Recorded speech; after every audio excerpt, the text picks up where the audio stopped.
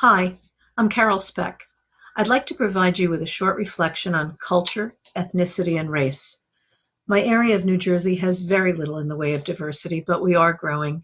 Only 10 years ago, we had only one Black child in our entire district. This is no longer the case, thank God. I'm the teacher who always gets the kids who need the most love, and I give it freely. Every year, we address the subject of diversity and prejudice by viewing a class divided.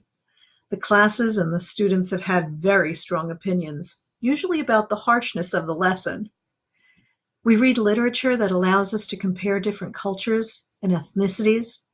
These too make for great discussions. We also visit the Metropolitan Museum of Art each year. Here we view art from around the world and from thousands of years ago. 3 years ago, we stumbled upon a collection of Islamic art. It began a really deep research project because every child loved this art. It was so full of light and movement. A classroom that values equity, not just in terms of race or ethnicity, but also in terms of educational opportunities, is a classroom where all students will thrive because they each get what they need most: understanding and cherishing their background, and the educational support for the gaps that they may have arrived carrying. I realize that growing up with only the TV to introduce you to people of different backgrounds is not the best way to learn. It creates stereotypes and, in many cases, the wrong impression completely. So in my classroom, we learn so that we can make connections. We look for similarities before we even begin to look at the differences. In our reading last week from Sitchell and Bacon, they asked, why is there a dichotomy where some students achieve and some students do not?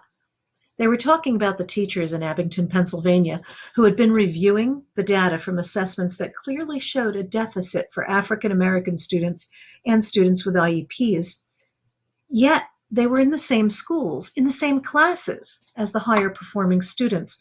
Why? Why was there such a great divide? Why is there still? I think the answer is manifold.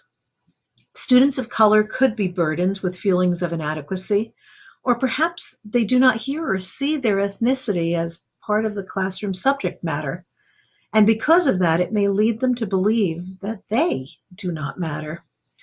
Students with IEPs often have a particular learning challenge and so should be given the accommodation for that particular challenge, but all other aspects in the room that would challenge their learning should be available to them so that they can grow in their strengths.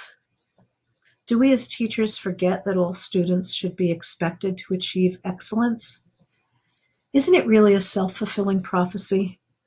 We've got to project this so that they can achieve. And we must get the parents on board as well, because their cheerleading in the background is going to make all the difference for my students and their children. Equity in the classroom begins with the teacher. It's the teacher's duty to project a feeling of community and to build that learning community so that each student receives exactly what he or she needs.